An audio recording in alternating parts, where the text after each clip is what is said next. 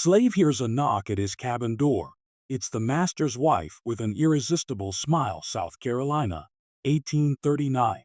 Rain had been falling for hours, thick southern rain, the kind that swallowed the night whole and made the pine forest groan beneath its own weight. The storm had knocked out half the lanterns on the Mercer plantation, leaving the quarters in slick darkness, broken only by lightning that tore open the sky in quick, violent flashes. Inside his small cabin, Elijah sat hunched over a tiny wooden table, a stub of candle trembling in the drafts that forced their way through the walls. He held a scrap of paper, one he had taken great risk to save, and traced the shapes of letters with his fingertips. His reading was imperfect, slow, and always hidden, but he cherished every secret moment with it. Learning to read was like learning to breathe in a world designed to suffocate him. Thunder cracked overhead. Elijah didn't flinch. Storms were familiar. What unsettled him was the way the world always changed after a storm. Then, soft, nearly lost to the rain, came a knock. 3 taps. Gentle, hesitant. Elijah froze. It wasn't the overseer. Taggart never knocked. He kicked, shouted, or hammered with the blunt end of his whip.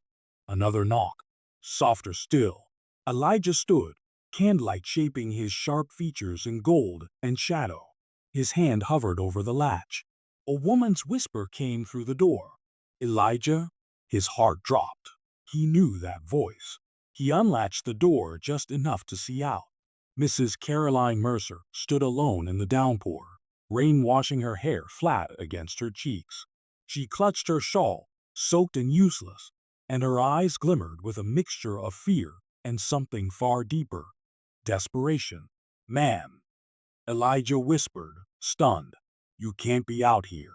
Caroline cast a terrified glance over her shoulder, as though the night itself might be watching. "Please," she said, "may I come in?" The request could cost him his life. Even letting her stand near his cabin was dangerous. But refusing the master's wife in distress was equally dangerous, and something in her trembling voice cut deeper than the fear. Elijah opened the door. Caroline slipped inside like a ghost escaping a burning house. She shivered violently, her drenched dress clinging to her frame as she wrapped her arms around herself, trying to contain the panic rising inside her. Her eyes swept the small cabin, one bed of straw, one table, a rusted tin cup, a Bible he pretended not to read. Everything simple, everything fragile, everything forbidden to her. Her voice cracked. I shouldn't be here. I know that." Elijah kept a careful distance, back straight, hands visible. "Ma'am, why've you come?"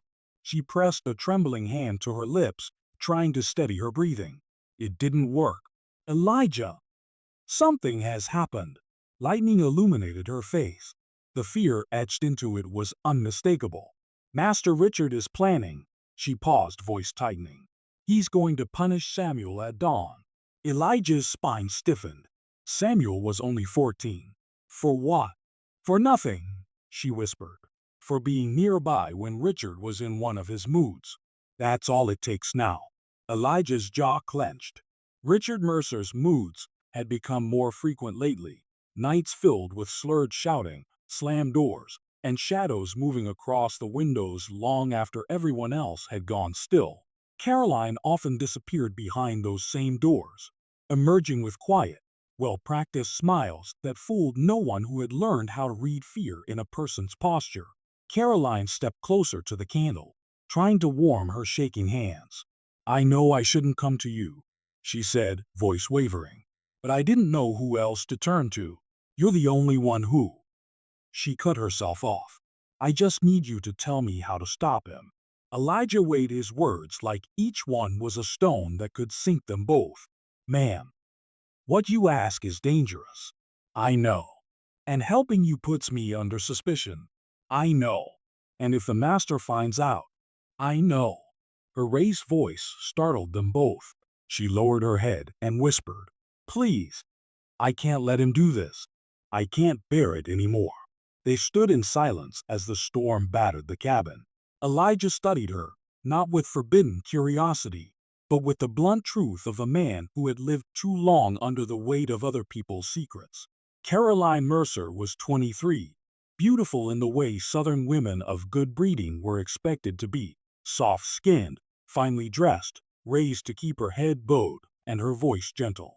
But months on this plantation had carved something different into her features. Exhaustion, fear, a loneliness so deep it clung to her like the rain. Finally, Elijah spoke. "I'll get the boy out of harm's way," he said quietly. "But you must go back to the house. If anyone sees you here—" Caroline shook her head violently. "No, not yet. I can't go back. He'll be looking for me." He was. He was drinking again. Elijah swallowed. Drunken rage from a white master rarely distinguished its victims. Caroline hugged herself again. But it wasn't the cold, it was the fear. Without thinking, Elijah retrieved an old quilt from his cot and offered it to her. She hesitated only a moment before wrapping it around her shoulders. Her eyes softened as the warmth seeped in. "Thank you," she whispered. It was the first moment in years she had been shown simple kindness. Elijah kept his gaze low. Even this, offering a quilt, could be twisted into something it wasn't. "Stay by the fire," he said. "I'll see to Samuel." Caroline's voice rose as he reached the door. "Elijah." He stopped. Her eyes glistened in the flickering light. "Why are you helping me?" Truly, he didn't answer at first. Not because he didn't have words, because words were dangerous. But when he finally met her gaze, it was with the weary honesty of a man who had lived his whole life measuring risks. "Because you're the only one on this land who seems to still see people." Caroline's breath caught. No one had spoken to her that way, not with accusation, not with flattery, but with painful truth. Lightning boomed outside. Elijah pulled the door open a crack. Rain rushed in like a living thing. "I'll be quick," he said. Caroline nodded. He stepped out into the storm and vanished into the darkness. Inside the cabin, Caroline clutched the quilt around her, staring at the door long after it closed. She knew this night had shifted something. She didn't know what it would cost. Not yet. But both she and Elijah understood one thing. The storm outside was nothing compared to the one that had just begun inside the Mercer plantation. Rain clung to the roof of Samuel's small cabin like a second heartbeat, soft and persistent, as though the sky itself whispered warnings he couldn't yet decipher. After the night's knock and the strange encounter with Mistress Caroline, he had barely slept. Every time he closed his eyes, he saw her standing in his doorway, dress clinging to her from the mist, firelight catching the tremble in her fingers, her voice breaking as she begged him to say nothing of her tears. He didn't understand why she had come.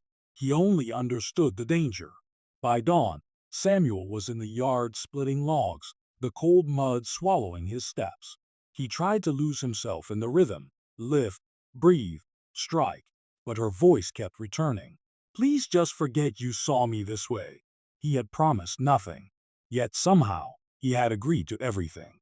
The yard soon buzzed with morning motion, hens scattering, the kitchen girls rushing with baskets of meal, the overseer barking about a missing saddle strap. Samuel took quiet stock of these things because noticing details often kept him alive, which was why he saw her long before she reached him. Mistress Caroline walked down the steps of the big house with slow, controlled grace. She wore a pale morning dress, modest but elegant, though her eyes told the truth her posture hid. She had not slept either. Samuel steadied his breath, dropped the axe, wiped the sweat from his brow, and bowed his head. She paused a few feet before him. "Samuel," she said, not loud, but firm enough to carry. He kept his eyes low. "Ma'am, you're needed in the library. A window jammed during the storm. I need you to look at it." Her voice was too careful, measured, as if she feared it might crack. He nodded once, and she turned toward the house, expecting him to follow but never looking back. No mistress on any plantation walked alone beside a slave unless necessity forced it. Even now, she placed a deliberate 3 steps of distance between them as they climbed the porch and crossed the hall, as though the walls themselves might whisper, Inside the library, she closed the door gently. Not locked, but closed enough that the sound shifted, became private. Samuel tensed instantly, eyes flickering to corners, windows, shadows, listening for footsteps in the hall. Caroline's hand shook when she gestured toward the window latch. It jammed, she murmured. When the wind howled last night, I thought the glass might break. He stepped forward, touching the frame, testing the hinge. A simple fix, mere minute work. But she didn't step back. She stayed near him, too near. Not improper in distance, but improper in intention. He felt her eyes on his hands, reading the steadiness he had mastered through surviving a life that never allowed mistakes. About last night, she finally whispered. Samuel froze. Her breath caught, as if she regretted bringing it up. You must think me a fool, she said quietly. Or mad. He didn't answer. You found me in a state no mistress should ever be seen, she continued, her voice softening to something raw. Grief makes fools of us all, but I swear to you, Samuel, I wasn't myself. He kept his gaze on the window latch. It ain't my place to think on it, ma'am. That is precisely why it troubles me, she said. She moved to the bookshelf, pretending to straighten volumes, but failing to hide the tremor in her fingers. Every soul on this plantation watches me, she whispered. Judges me. Waits for me to slip. My husband most of all. The name hung between them like a cold weight. Samuel, though unmoving, felt heat rise at the mention of Master Horace, always absent, always cruel in his quiet, calculating way. The type of man who harmed with silence, not shouts. If Master Horace knew you'd been out at that hour. Samuel began, then stopped. He didn't want to finish the thought. She closed her eyes. I know. Silence tightened around them until she finally stepped closer, not out of impropriety, but desperation. I came because I needed a place no one would follow, a place my tears would not echo through the halls. She swallowed. And your cabin had light. So that was it. A simple lantern flame at his window had drawn her like some lost traveler in the storm. Samuel inclined his head. I won't speak of it, ma'am. She exhaled a long, trembling breath, relief, gratitude, fear all braided together. Thank you, she whispered. Then, too abruptly, footsteps sounded in the hall. Caroline stiffened. Samuel stepped back from her instinctively. The doorknob rattled. Caroline? Came a woman's voice, sharp, suspicious. Are you in there? The maid. Clara. Jealous, bitter Clara, who guarded the household like a hawk and worshipped the master's authority as if it were scripture. Caroline's eyes widened with alarm. Samuel could feel the blood drain from her face. She mouthed, say nothing. He backed away from the window, positioning himself so it looked like he'd been working, not whispering with the mistress. Caroline opened the door half an inch. Yes, Clara? I saw you come down here, Clara said, peering past her. And I heard a man's voice. Caroline's expression hardened with a sudden burst of dignity he had never seen in her. That would be the enslaved handyman fixing my window, she replied coolly. Do you need something? Clara hesitated, her gaze darting between them, searching for something more, some trace of impropriety that would feed her hunger for favor. Finally, she stepped back. Dinner will be served at 8, ma'am, Clara said stiffly. Shall I lay out your emerald dress? That will be fine. Clara lingered a second too long before turning away. When she disappeared down the corridor, Caroline shut the door again, this time with shaking hands. That woman will destroy me one day, she whispered. Samuel didn't move. She's suspicious. She is always suspicious. Then we shouldn't meet like this, he said quietly. Caroline looked at him as though the words pained her more deeply than they should have. I'm aware, she said. Believe me, I'm painfully aware. He fixed the latch quickly. When he finished, he stepped aside, expecting her to dismiss him. Instead, she spoke in a voice barely above breath. Samuel, may I ask you something? He turned. Why did you light a lantern last night? He blinked. Ma'am? Your cabin, she said. You were awake. At an hour when the entire plantation slept. She swallowed. Why? Samuel hesitated. The truth was a dangerous thing, even simple truth. I read, he said finally. Sometimes. She stared at him as though the air had vanished from the room. You read? He regretted it instantly. Fear trembled in his chest. A slip of honesty like that could get him whipped, sold, or worse. Caroline stepped closer, voice dropping to a whisper thick with disbelief. Who taught you? No one, he said quickly. I picked up what I could. Bits and pieces. Her eyes shimmered with something he couldn't name. Wonder, maybe. Or guilt. Samuel, she murmured. If anyone ever discovered that. I know. Their eyes held for the briefest moment. Two people trapped in different prisons, but bound by one truth. This secret could destroy them both. A loud shout from outside shattered the moment. The overseer's voice roared through the hall. Boy, need you in the stables. Samuel stepped back instantly. The world rushed in around them, heavy with danger. Caroline straightened her shoulders, slipping her mask of propriety back into place. You may go, she said softly. He bowed his head and left, never meeting her eyes again. But as he crossed the open yard under the growing sun, Samuel knew with cold certainty that was only the second time they had spoken privately, and already someone had nearly caught them. Something dangerous had begun, something neither of them knew how to stop. The days after the library incident moved with a strange heaviness, like humid air before a thunderstorm. Samuel worked in the stables, in the yard, in the fields when needed, always with the sense that unseen eyes followed him. Clara's eyes most of all. She had a way of standing in doorways, hands clasped behind her apron, as if she were praying, but her gaze was sharp enough to cut through lies. The other slaves avoided her when they could. Samuel kept his distance, but every time he passed the big house, he felt her stare pricking the back of his neck. And the hardest part was this. He hadn't even done anything wrong. But suspicion didn't care for truth. Suspicion only wanted a story to ruin someone's life. Late one afternoon, Samuel was repairing a loose board along the carriage shed when he saw Mistress Caroline walking down the path toward the old oak tree near the smokehouse. Her gown lifted slightly with the breeze. She moved with deliberate calm, carrying a book pressed to her side. Samuel forced himself not to watch, not to follow, not to react. But then she looked back, not directly at him, but toward the cluster of stables where he worked.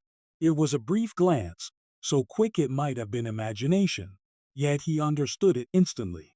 She wanted to speak with him, not inside the house this time, out in the open, yet hidden by distance.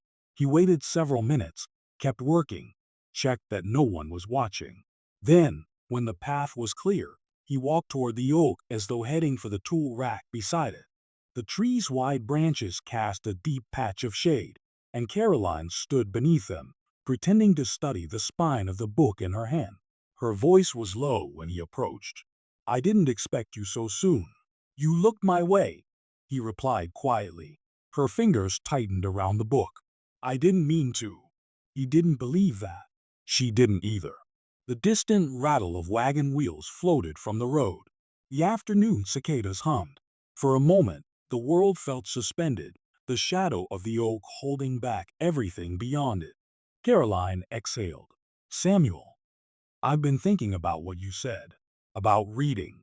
She looked down at the book, her expression tight with conflict. I brought this out here because I didn't dare leave it in the library. Clara dusts the shelves twice a day, as if hunting for misplaced sins. He kept his voice steady. You shouldn't bring anything risky out here, ma'am. That's precisely why I did, she whispered. Because it's the one thing I wasn't supposed to.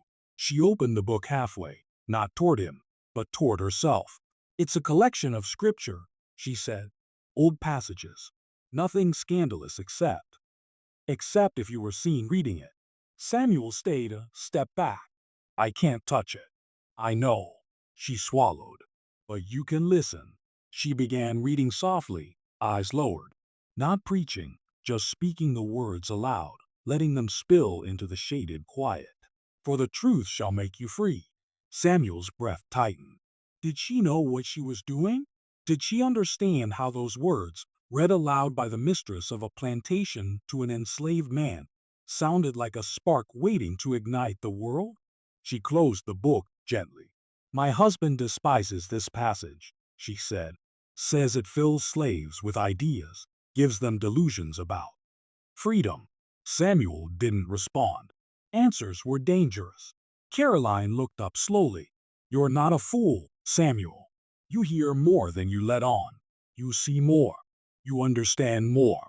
He shifted his weight, uncomfortable beneath the intensity of her gaze. It's not understanding, he said. It's surviving. She drew in a breath as though his words had struck her deeper than any lash could. I'm beginning to realize, she whispered, that I have never truly understood what surviving means, not for you, not for any of you. A gust of wind rustled the oak leaves. The moment stretched between them, fragile as spun glass. Then her voice dropped further. Samuel, do you hate me? The question hit him like a stone. I don't understand, ma'am. I mean, she looked away, ashamed, for standing where I stand, for living the life I live, for benefiting from all of this. He hesitated. The truth swelled in his chest, dangerous and heavy. I don't hate you, he said quietly. I hate the world we are in. Her eyes lifted to his, and something in her expression softened. Pain, gratitude, guilt merging into something wordless. But the world didn't allow moments like these to last. A sudden crack of a branch snapped behind them. Caroline startled, clutching the book to her chest. Samuel turned sharply. Clara stood at the edge of the path, a bundle of linens in her arms, still as a statue, her face unreadable. How long have you been standing there? Caroline demanded, more sharply than intended. Clara stepped forward with a sickeningly sweet smile. Only just arrived, ma'am. The laundry needed hanging. I didn't realize I was interrupting. Samuel felt the air shift. Something cold moved beneath Clara's voice. Caroline struggled to regain calm. You interrupted nothing. I brought this book out here to read in the shade. Samuel was simply passing by. Yes, ma'am, Clara replied, her eyes lingering on Samuel a fraction too long. Simply passing by. A lie bloomed in the silence. Clara would not forget this, and she would not forgive it. After an excruciating moment, Clara curtsied and walked away, but her stiffness told Samuel everything he needed to know. Caroline pressed a trembling hand to her mouth. She will tell him. She might, Samuel admitted. Or she'll wait. Watch. Gather more. Caroline swallowed hard. I didn't mean for this to happen. I only wanted to. She trailed off, lost in the turmoil of her own intentions. You should go back inside, ma'am, Samuel said gently. Before she circles back. She looked at him one last time, unspoken fear etched deep in her face, then nodded and walked away, the book held tight against her heart.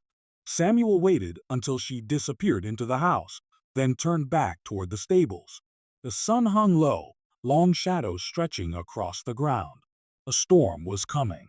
He could feel it, not in the sky, but in the way Clara had looked at them both.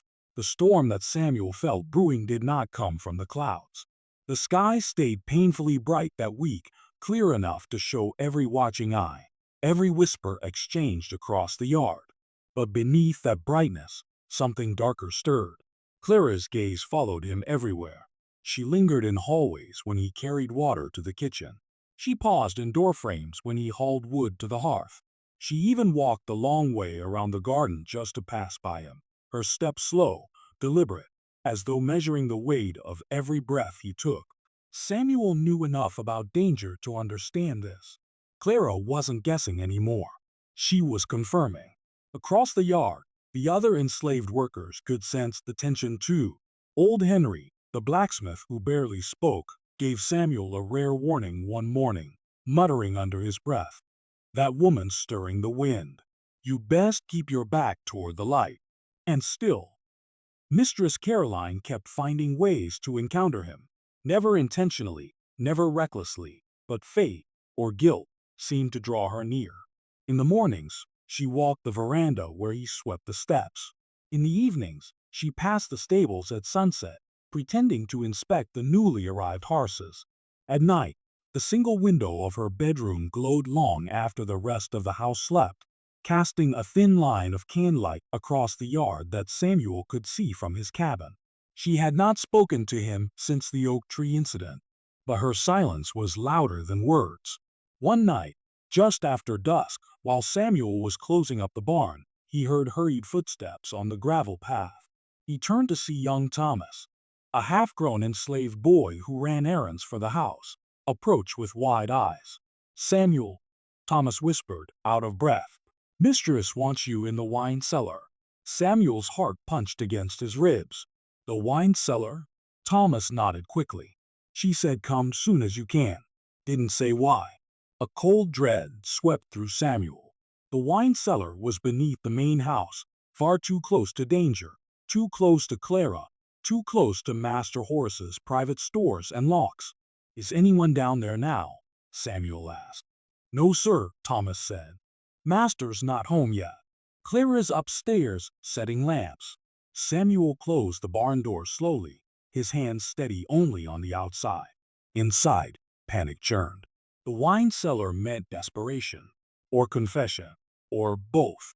He moved through the shadows toward the main house, choosing paths that kept him out of direct lantern light. The cellar door sat at the rear, half hidden by creeping vines, cool air seeping from its edges. He paused. Listen. Nothing. With a breath he couldn't quite steady, he slipped inside. The cellar was dim, lit only by a single candle on a wooden crate. Rows of bottles stood in neat lines, the air cold and smelling of dust and grapes. Caroline stood near the back wall, her arms folded tightly around herself. When she turned, Samuel saw something he had never seen on her face before. Terror! "Thank God you came," she whispered, stepping closer. "I shouldn't have sent for you, but I didn't know what else to do." Samuel kept his voice low. "What's happened?" She swallowed hard, her breath trembling. "Clara has gone through my things." He went still. "She rifled through my drawers, my writing desk, even my laundry." She pretended to be cleaning, but she was searching, hunting. Caroline's voice cracked. "She knows something, or thinks she does." Samuel looked toward the cellar stairs, every sense on alert. "Ma'am, if she finds anything." "That's just it," Caroline whispered desperately. "She did." Samuel felt a chill spread through him. "She found a strip of parchment," Caroline continued. "The one I'd used to mark the page. The scripture I read beneath the oak." He felt blood drain from his face. "Did she see my handwriting?" he asked quietly. Caroline shook her head. "No." "But she recognized the passage. And she knows I brought the book outside that afternoon. She also saw you walking away moments later." For a long moment, neither of them spoke. Fear settled between them like thick dust. "She hasn't gone to Master Horace yet," Caroline said. "If she had, he would have confronted me immediately. He never lets suspicions simmer. He uses them." "So she's waiting," Samuel murmured. "Waiting," Caroline echoed, "to gather enough so that her accusation cannot be denied." Outside, a door slammed, someone in the kitchen. The sound echoed through the cellars, raising the hair on Samuel's arms. Caroline stepped closer, her voice raw. "Samuel, I must ask you something terrible." He braced himself. "If Clara goes to my husband," she whispered, "what will he do to you?" Samuel didn't look away. "What any master would do," he said. "Punish first. Ask second." Her breath broke. She turned away, pressing a hand to her forehead as though the answer physically wounded her. "This is all my fault," she whispered. Samuel's voice remained level. "You didn't make Clara suspicious. She did that on her own." "But I gave a reason," Caroline said. I let us, be seen speaking where we shouldn't. I brought that book outside. I let myself." She stopped, unable to finish the sentence. A soft scuff of movement sounded above, the floorboards creaking under someone's steps. Samuel stiffened. Caroline's eyes flew to the ceiling. "Someone's coming," she hissed. She grabbed the candle, blew it out instantly, plunging them into darkness. "Hide behind the wine racks," she whispered urgently. "Hurry!" Samuel didn't argue, only moved soundlessly into the shadows between tall shelves, pressing himself behind stacked bottles. Caroline placed the candle back on the crate and stepped away from it, composing her posture in the darkness. The cellar door creaked open. Heavy footsteps descended. Not Claire's, not Thomas's. These were boot steps, slow, deliberate, familiar. Master Horace. Samuel held his breath so tightly his chest burned. Caroline's voice rose lightly, trembling only at the edges. "Horace, I didn't expect you home before tomorrow." His voice was cool as frost. "And yet, here I am." A pause. "Then, what are you doing down here alone, Caroline?" She steadied herself. "I needed to choose a bottle for supper." "From the cellar?" Horace asked, his tone dangerously quiet. At dusk, Samuel felt every beat of his heart echo through the wooden floorboards. Caroline forced a small laugh. "I simply wanted something specific." Horace took a few steps deeper into the cellar. Samuel could see the faintest outline of his boots through the wooden slats of the wine rack. Then Horace spoke again. "I've been told you've developed a newfound habit of wandering." Caroline's breath hitched. "Told by whom?" Horace let the silence hang long enough to make the answer clear. "Clara!" When he finally spoke, the danger in his voice was unmistakable. "By a most loyal and attentive member of our household." Caroline forced her tone steady. "If Clara is spreading tales, Clara is informing me of your odd behaviors," Horace interrupted. "Behaviors that suggest restlessness, secrecy." He took another step. Samuel closed his eyes, knowing the master was now only 3 paces away. "And restlessness," Horace continued, "is a dangerous thing in a wife, or a slave." Caroline stiffened. "I don't know what you're implying." Horace stepped closer still. Samuel braced for the moment those boots would stop exactly where he hid. "Let me be clear," Horace said quietly. "If I discover any disloyalty in my house, from anyone, the consequences will be final." The word final hung like a blade. Then, mercifully, Horace turned. "I will expect you upstairs for dinner," he said coldly. "Wear the emerald dress." He ascended the stairs without another word. The cellar door thudded shut. Caroline collapsed against a wine rack, shaking so hard she had to cover her mouth to keep from crying out. Samuel stepped from the shadows, his breath shallow, the near discovery pulsing through him like fire. Caroline lifted her trembling gaze to him. "Samuel," she whispered, broken, "we cannot survive another moment like this." Outside, thunder rumbled in the far distance. A real storm was coming now, and it would not miss them. The night after the storm carried a strange, uneasy quiet over the plantation, too quiet, as if even the crickets sensed something shifting beneath the soil. Elias felt at the moment he stepped out of the quarters to draw water just before dawn. A tension in the air sharp enough to raise the hair on his arms. He didn't know that in the big house, Clara had not slept at all. She sat in the same high-backed chair where she had waited the night before, her hands clasped tight in her lap, eyes fixed on the door. The storm had drowned the world in darkness, but what she feared now was what sunlight would reveal. What questions her husband might ask, what lies she would be forced to tell, and what terrible consequences truth might bring. But it wasn't Samuel who came bursting into the parlor at first light. It was Mr. Hargrove, the overseer, wet boots, red face, breathing hard. "Ma'am," he said, trying to catch his breath, "you best get your husband."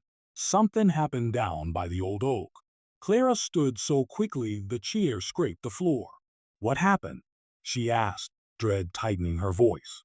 Hargrove hesitated, chewing on the answer as if unsure how to swallow it. "It's Elias," he finally said, "and some of the others." Clara felt the world sway beneath her feet. "What about Elias?" she whispered. Hargrove's eyes flickered, not with cruelty this time, but with something like heaviness. "Your husband needs to explain it. I ain't got the right." He stepped back as Samuel Mason entered the room, still buttoning his vest. jaw set hard as iron. He had been awake before dawn too, woken by a message sent from the neighboring plantation. Clara knew that look. Trouble had found them, and Samuel was already preparing for the worst. "Clara," he said flatly, "come with me." They rode out to the backside of the property, the stretch of land no one ever visited unless forced to. Elias was already there, hands bound, surrounded by two men from Ridgway Plantation. Behind them, several other enslaved men stood trembling, heads lowered. Clara's breath hitched when she saw Elias's face, bruised, but his eyes still steady. What has he done?" she managed. Samuel turned to the visiting men, giving them room to speak. One of them, Mr. Ridgway himself, pointed a shaking finger at Elias. "This boy," he snarled, "was caught trespassing on my land last night. Said he was trying to help one of my slaves who'd run off. He was hiding her, your slave and mine, both conspiring together." Clara blinked. A woman?" Elias looked up then, meeting Clara's eyes for the first time that morning. There was no shame in his expression, only resolve. "She was hurt," Elias said quietly, "and she would have died if someone didn't help her." Mr. Ridgway bristled. "She was property, and she was to be returned." "That property was bleeding," Elias replied, voice stronger. "She couldn't even stand her." Samuel's jaw clenched. This was the part that made him furious, not the trespassing, not the disobedience, but the way Elias spoke openly, unafraid. Clara waited for her husband to give the order, the punishment she feared, the cruelty she had seen too many times before. Her nails dug into her palms. She wanted to speak, to defend Elias, to argue that compassion was not a crime. But she was a woman in the South, and her voice held no power here, not in matters like this. Samuel dismounted and walked toward Elias with slow, deliberate steps. "Why?" he asked quietly. "Why risk everything, your life, for someone who isn't yours?" Elias lifted his chin. "Because nobody else would," he said. "Because if I didn't, that woman would be in the ground by now. Because—" his eyes flicked again to Clara, just for a second. "Because a life matters, Master Mason, even if the law says otherwise." Silence fell. One of Ridgway's men spat in the dirt. "A slave talking like that ought to be whipped raw." Clara flinched, and Elias saw it, like a blade slicing across her composure. Samuel exhaled, long and heavy. Then he looked at Ridgway. "And the woman?" he asked. "Recovered," Ridgway grunted. "Barely. My men found her." Samuel nodded slowly. "Then nobody died." Ridgway stiffened. "That's not the point." "It is to me." The overseer stared, stunned. Ridgway sputtered, furious that his anger was not being matched. "You're just letting this go. He trespassed, helped a runaway." Samuel turned to Elias again, eyes narrowing. "This isn't mercy," he warned. "This is a warning." He cut the ropes around Elias's wrists. Clara inhaled sharply. Elias blinked in disbelief. Ridgway exploded. "You've lost your damn mind, Mason. That boy deserves—" Samuel's glare silenced him. "This is my land," Samuel said coldly, "and my decision. If you want more blood spilled today, take it to your own fields, not mine." Ridgway cursed under his breath, turned sharply, and stormed off with his men. As their horses disappeared into the trees, Samuel faced Elias one last time. "I spared you because you saved a life," he said. "Don't make me regret that." He mounted his horse and rode back toward the house, leaving Clara and Elias standing there in the settling dust. When they were alone, Clara stepped closer, just slightly, just enough for their voices not to carry. "You could have been killed," she whispered. Elias's hands were still shaking from the ropes. "I know. You shouldn't risk yourself like that." Elias looked at her, eyes soft, tired, but carrying that same quiet defiance. "Some things are worth the risk," he said. Her breath trembled. She didn't answer. She couldn't. But when she turned away, she wasn't the same woman she had been yesterday. And Elias wasn't the same boy the world expected him to remain. Both of them knew it. Something had changed, something dangerous, something impossible, something neither dared name. Not yet. But it was there, pulsing like a heartbeat beneath everything.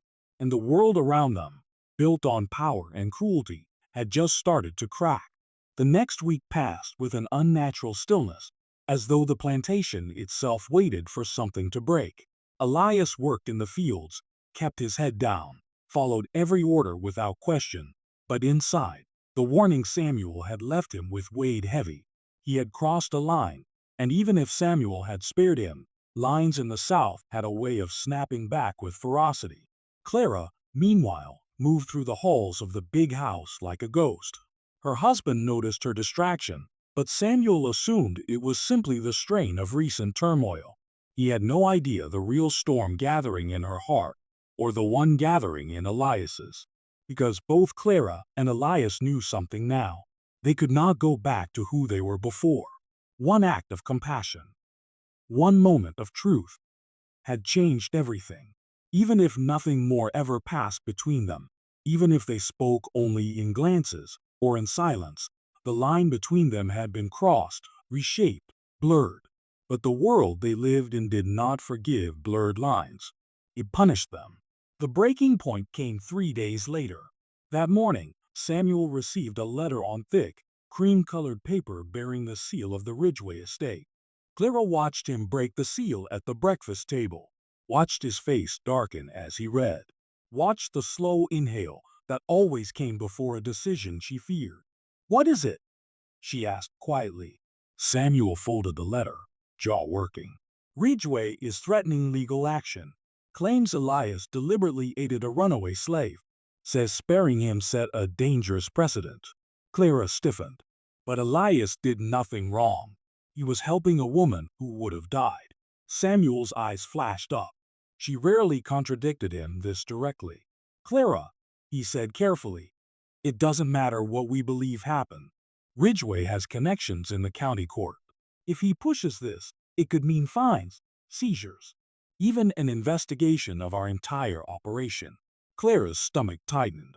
"So what do you plan to do?" Samuel stood. What must be done?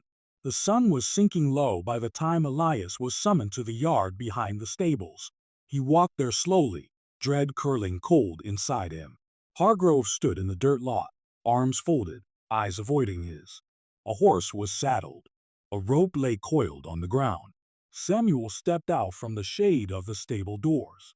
"Elias," he said, voice unreadable, "you leave this property tonight." Elias blinked. "I leave?" "You'll be sold," Samuel said, not cruelly, but with the cold detachment of a man trying to convince himself he had no other choice. "Far from here. Out of Ridgway's reach. Out of mine." Clara appeared at the doorway of the big house then, pale, breath trembling, hands gripping her shawl so tightly that her knuckles had gone white. She had heard everything. "No," she whispered, stepping down the steps, heart pounding. "Samuel, no, please." "Clara," Samuel warned, "this is not your place." But she kept walking. "You can't do this," she said, voice cracking. "You can't punish him for showing kindness, for saving a life. You know he did nothing wrong." Samuel faced her, stern. "I am not punishing him.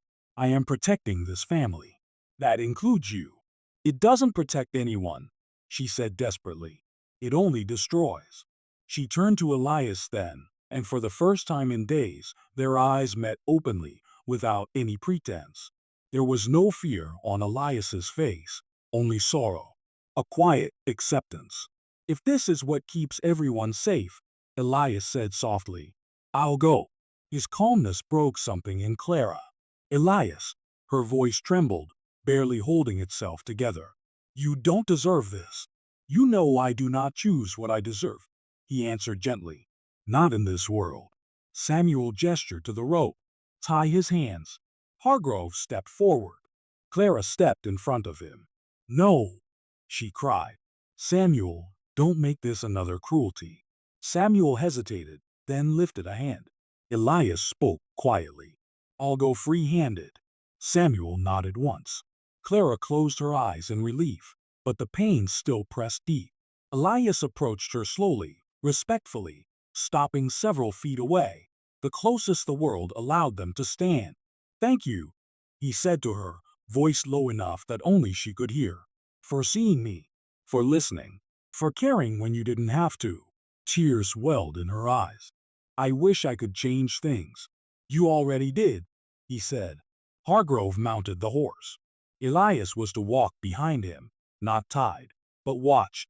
Samuel turned away first. It was easier not to watch what he had decided. Clara did not turn away. She watched Elias take his first steps down the dirt road that would lead him away from the plantation, away from danger, away from her. He didn't look back, not because he felt nothing, but because looking back would break both of them. Clara stood on the path long after they had disappeared. Then, finally, she pressed a hand to her heart and whispered the only truth she dared speak out loud. "Be free, Elias. Be safe." Elias was sold 2 days later to a plantation nearly 100 miles south, a place so distant that Ridgway's anger could not reach it. Some said Samuel made the deal quietly, paying extra to guarantee Elias would not be mistreated. Some said Clara wept alone for days after. Others said nothing at all, because in the South, certain truths lived only in the spaces between words. But what no one doubted was this: Elias left as more than a slave. He left as a man who had changed lives simply by refusing to let cruelty be the only law he obeyed. And Clara remained as a woman who would forever remember the summer a boy with quiet courage taught her the meaning of humanity in a world determined to forget it.